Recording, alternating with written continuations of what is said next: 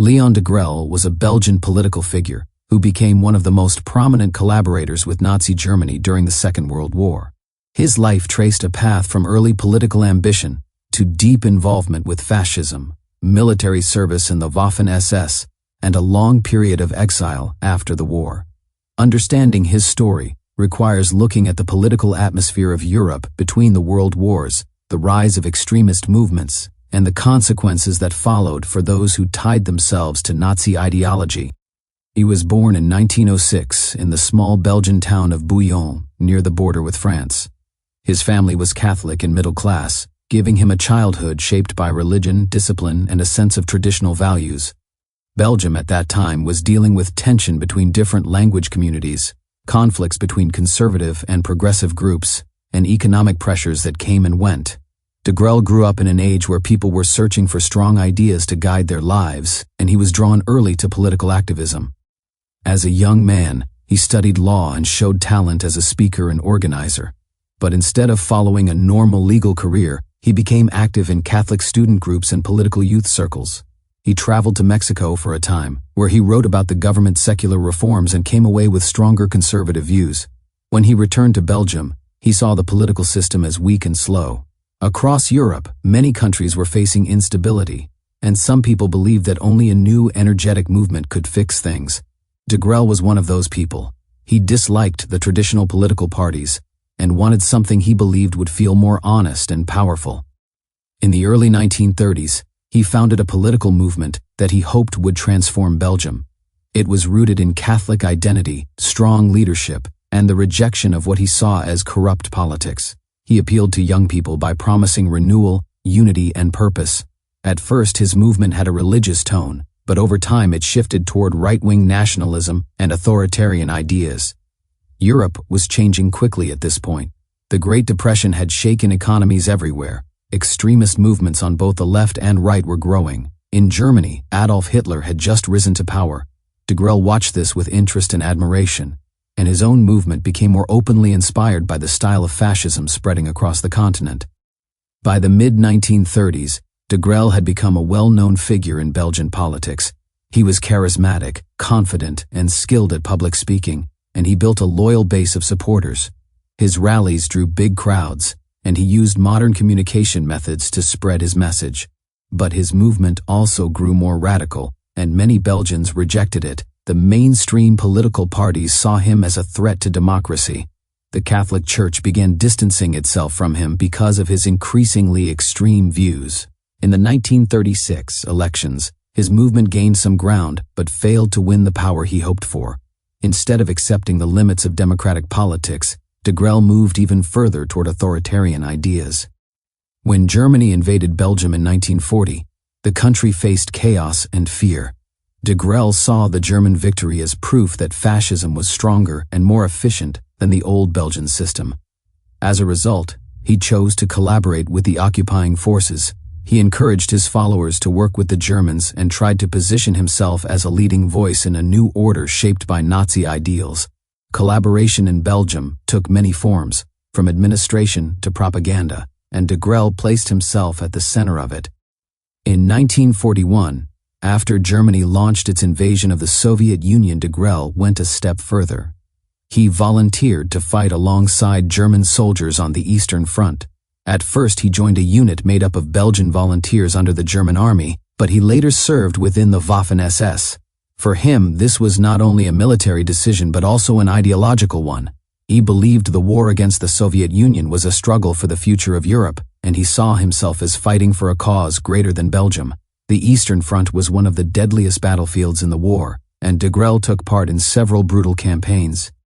During his time at the front, German propaganda praised him as a foreign volunteer who embraced Nazi ideology. He rose through the ranks and was decorated by German leaders. These honors strengthened his belief that he was part of a grand historical mission. While he was gaining status within the German system, Belgium suffered under occupation.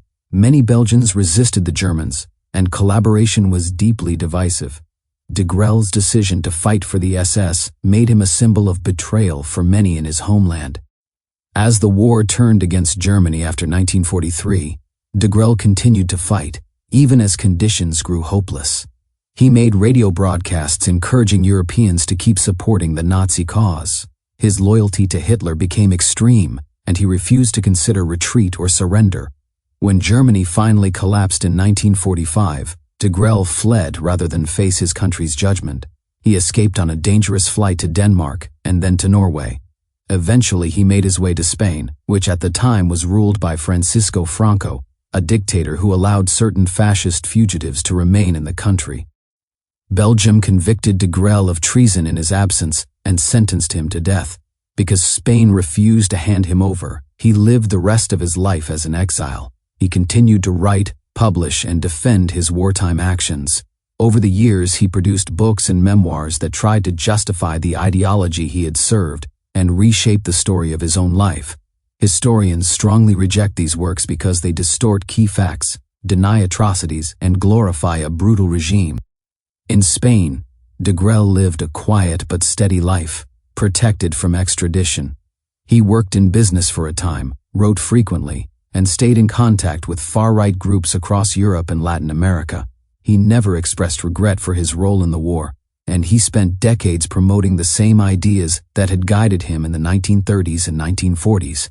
For people who suffered under Nazi occupation, this was deeply painful. For scholars trying to document the war, his stubborn denial made him a persistent example of how some collaborators refuse to accept responsibility. As the decades passed, Degrelle became a figure who represented the long shadow of European fascism. While mainstream society rejected him, a small number of extremists viewed him as a symbol of loyalty to a lost cause. This created tension in Spain during the later years of Franco's rule, and after the dictatorship ended in 1975. The new democratic government still did not extradite him, but it restricted some of his political activity. Even so, he remained outspoken and continued to argue that he had been on the right side of history, despite overwhelming evidence to the contrary. He lived long enough to see the end of the Cold War and major changes in Europe, but none of this altered his beliefs. His memories of the war were shaped by ideology rather than reality, and he held on to those views until his death in 1994. For historians, his life is a reminder of how political ambition and extremist ideas can lead someone far from their original identity and into the service of violent regimes. For Belgium, he remains one of the most infamous collaborators of the Second World War. Léon Degrelle's story is not only about the choices he made, but also about the world that shaped those choices. Europe between the wars was filled with fear, anger, and uncertainty. Many people felt that old systems were breaking down. Some searched for simple answers and strong leaders, and in that atmosphere, extremist movements gained ground. Degrelle was one of the people who embraced these movements wholeheartedly, and he stayed loyal to them even when their crimes were exposed and their violence was undeniable. His path shows how ideology can take hold of someone's life and guide them toward destructive decisions. It also shows the long-lasting consequences of collaboration with occupying forces and participation in violent political movements. After the war, many collaborators faced justice, rebuilt their lives, or reconsidered their beliefs. Degrelle refused all of this. In exile, he became a symbol of refusal, denial, and the stubborn defense of a discredited cause.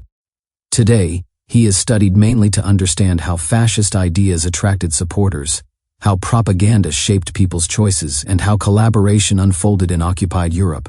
His life is a cautionary example, rather than a heroic one. It reminds us that history is shaped not only by large forces, but also by the decisions of individuals who choose to follow paths that bring harm to others.